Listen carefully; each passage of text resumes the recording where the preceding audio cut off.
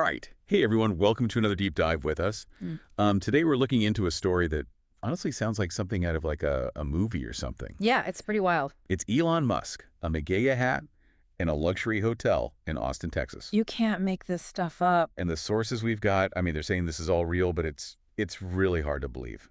But that's what we're here for, to break it all down, so get ready, because this is going to be a crazy ride. Yeah, this goes from just like a small little incident to a full-blown power move. Like it escalates so quickly. Yeah, so where do we even begin? I guess let's set the scene. We've got Elon Musk. He's in Austin for some big tech thing. Right. And he shows up at this super fancy hotel, the Grand Austin Hotel. I mean, this place is known for being exclusive, strict dress code, all that. Oh yeah, very high-end. And he's wearing a red MAGA hat. Which, as we all know, is going to cause some some strong reactions. Yeah, that hat means a lot of different things to a lot of different people. But in this case, it kind of sets off this whole chain of events that I don't think anyone could have predicted. It really does. I mean, it becomes the catalyst for everything that follows. And to understand why it blew up the way it did, we have to remember the Grand Austin's image, right? They were all about this carefully cultivated, exclusive vibe. Like it was part of their brand. Exactly. And their dress code played into that. No hats, like the one Musk was wearing, Right. Loud in the lobby. It was all about maintaining a certain atmosphere. And that's where this receptionist, Chloe, comes in. So she was just doing her job, following the hotel policy, when she asked Musk to take off the hat. That's what our sources say, yeah. Politely, of course. But Musk, he wasn't having it. Refused. Flat out. But it didn't end there. He didn't just, grumble and walk away. Oh, no. He went straight to Twitter. And he framed it, as this attack on his right to free speech. And boom, the internet just exploded. Oh, yeah. And that's where Musk's, mastery of social media really comes into play. He's good at that.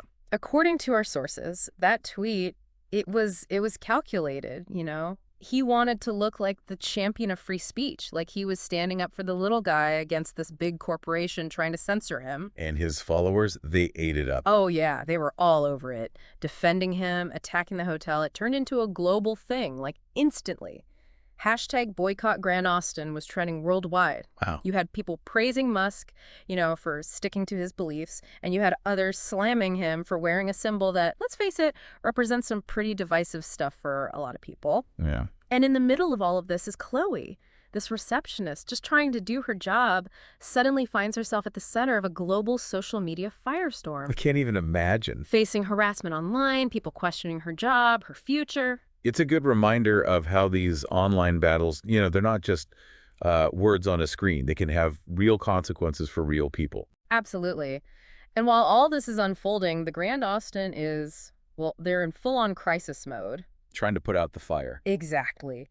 They put out a statement saying they regretted the misunderstanding, but stood by their dress code. So basically trying to walk a tightrope. Yeah, but it didn't really work. Musk's supporters thought they were caving. His critics didn't think they were doing enough. So nobody's happy. And that's when things go from, bad to absolutely insane. Yeah. Just when you think it can't get any crazier, Musk tweets again. Mm-hmm. And he drops this bombshell. He says he might just BUY the Grand Austin. No way. Yeah. Just to change the policies. It was such a power move. Like, you asked me to take off my hat, fine, I'll just buy the whole place and make my own rules. That's wild. The media went nuts, of course. This local story blew up into international news. Everyone was talking about it. So are you telling me he actually did it? He actually bought the hotel? That's what our sources are saying. He followed through. And just like that, the Grand Austin got a Musk makeover. The dress code, gone. In its place, this whole new emphasis on personal freedom, freedom of expression. Oh, you gotta be kidding me. It wasn't just about the hat anymore. He wanted to remake the whole hotel in his image, this symbol of, like, radical individuality or something. So what about Chloe, the receptionist? She kept her job, still working there under the new management. Wow. So we went from a guy in a hat to a complete hotel takeover. Yep, and it doesn't end there. This is unbelievable. Stick with us, because we're going to dive even deeper into this whole thing after the break. Okay, so Musk buys the hotel, changes everything up. What was the reaction like? Did everyone love the new anything goes Grand Austin? Not quite. Our sources show a real mixed bag of reactions. You had some guests, especially those who, aligned with Musk's views on freedom and all that. They loved it. They saw it as this win for individual expression. Like finally, a place where they could just be themselves, no judgment, no rules. Right, right. But what about the people who, like, loved the Grand Austin for what it was before Musk, the old vibe? Well, yeah, some of them felt pretty alienated. I mean, these were people who were drawn to that traditional elegance, that exclusivity, the whole carefully crafted atmosphere. Right. And for them, this new relaxed dress code, this emphasis on, just do whatever you want, it felt like a downgrade, like the hotel had lost what made it special. So in trying to create this haven for one group, did Musk kind of end up pushing another group away? It's almost ironic, right, since he was supposedly fighting against exclusion. It is. It shows how even when you're trying to do something good, there can be these unintended consequences. Like Musk wanted this hotel that celebrated freedom, but he ended up alienating the people who liked the old way, who value that tradition and refinement. Makes you think. And what about the criticism aimed at Musk himself?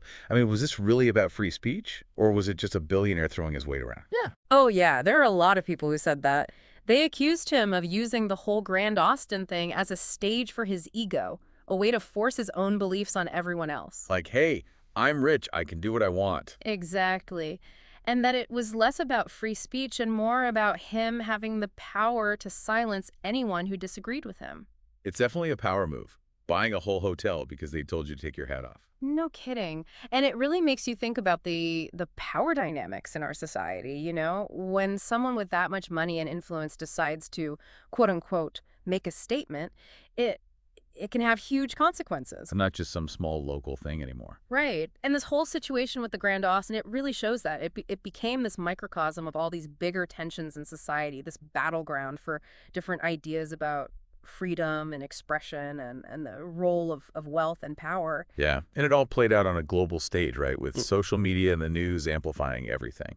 Absolutely. This story about Elon Musk, the MAGA hat, and the Grand Austin, it captured everyone's attention. It made people confront their own beliefs about, free speech, about what companies should be responsible for, about the influence of super rich people. But it's interesting how this whole saga, with all these different layers and all the arguments, Yeah. it really comes back to that one symbol, the MAGA hat. Yeah, that hat became this lightning rod. It represented everything that's so divided in our society right now. Some people see it as like patriotic, right? Like pushing back against being too politically correct. Yeah.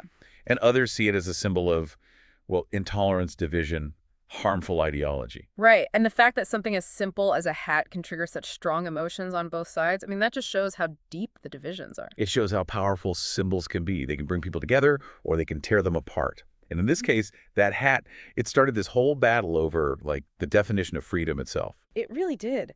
The Grand Austin story shows how something that seems small, like a guy, a hat, a hotel rule, can become this huge cultural phenomenon. And it makes us face these uncomfortable questions about, power, freedom, and what kind of future we're building. We've covered so much already, from that first incident to all the backlash, the takeover of the hotel, changing completely. But we're not done yet.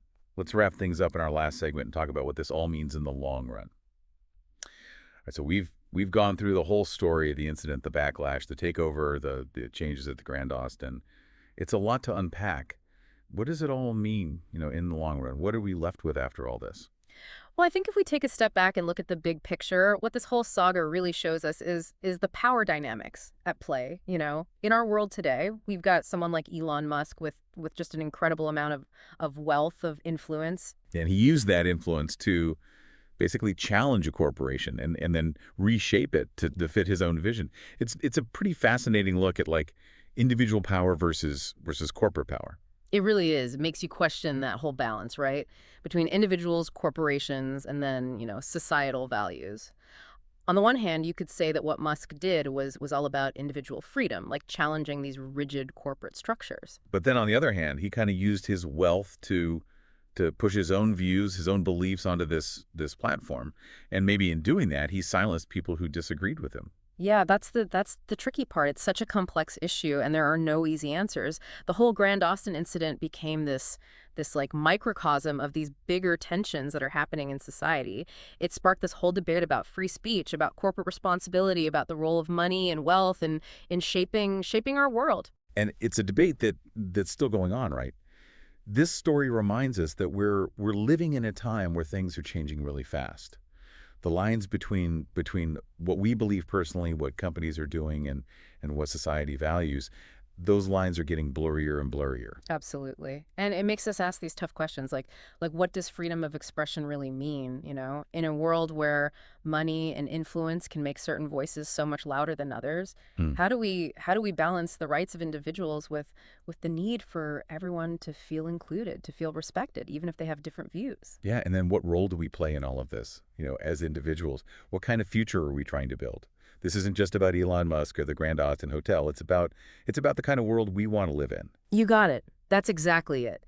This whole episode, from that Mengier hat to the hotel takeover, it's been a deep dive into not just this one event, but into the things that are happening beneath the surface, in our society. It's a story that makes us think critically about power, about freedom, and about how we each contribute to a future that reflects what we believe in. So what do you think? Was Musk right? Was he a hero for fighting for free speech? Or did he go too far? Did the Grand Austin become this symbol of liberty? Or did it lose something important along the way? I don't think there are easy answers. And that's what makes this whole thing so interesting to think about. It reminds us that real life can be a lot stranger and a lot more complicated than anything you'd see in a movie, especially when you throw Elon Musk into the mix. Well said. Thanks for joining us on this deep dive into, well, one of the most bizarre and fascinating stories we've ever covered. Until next time, keep asking those questions, keep exploring, and keep talking about these things. It matters.